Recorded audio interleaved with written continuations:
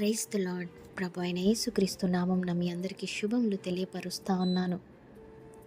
మరి పరిశుద్ధాత్మ దేవుడు మీకు ఈరోజు ఇస్తున్న వాగ్దానం ఏమిటంటే, ఆయన దయగలిగిన దేవుడు, ఆయన కృప చూపించే దేవుడు కనుక మనము ఆయనను స్తుతించే వారముగా ఉండాలి.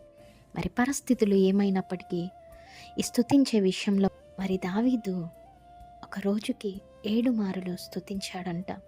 అది మనందరికీ కూడా తెలిసై ఉన్నది. మరి దయగల దేవుడు, కృపగలిగిన దేవుడు అనేసి మనము యోనా చెప్పడం చూస్తాము. మరి నినవే పట్టణ ప్రజలకు దేవుడు కీడు చేయాలనేసి అనుకున్నప్పుడు యోనా గారు వెళ్ళి అక్కడ ప్రకటించినప్పుడు వారు దేవుని వైపుకి తిరిగి ఉపవాసం ఉండి మొరపెట్టినప్పుడు మరి దేవుడు వారు హృదయపూర్వకముగా మొరపెట్టినప్పుడు ఆయన కీడు చేయక పశ్చాత్తాప్తుడై కీడు చేయాలనుకున్నది కూడా మానివేశారు. మరి అప్పుడు యోనా గారు అంటారు, నీవు అత్యంత కృపగలిగిన దేవుడవు, శాంతము కలిగిన దేవుడు, జాలి కలిగిన దేవుడు, మరి కటాక్షము నీ ప్రజలపైన చూపించే దేవుడవు అనేసి.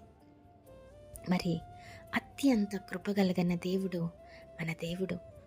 మరి నినవే పట్టణపు ప్రజలు వలె నీవు కూడా దేవునికి అవిధేయుడుగా ఉన్నావేమో, అవిధేయురాలిగా ఉన్నావేమో. మరి దేవుని ఆజ్ఞలను బట్టి నడుచుకోకుండా మరి డిసోబీడియంట్గా ఉన్నావేమో.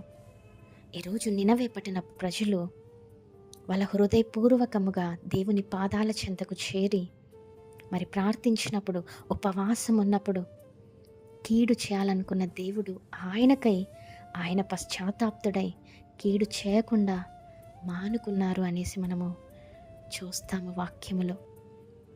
మరి ఈరోజు నీ పరిస్థితి ఏమైనప్పటికీ కూడా రండి దేవుని దగ్గరికి, ఆయన పాదాల చెంతకి. ఆయన అంటాడు కదా, నీవు నిజముగా మొరపెడితే నేను నీకు సమీపముగా ఉంటానని.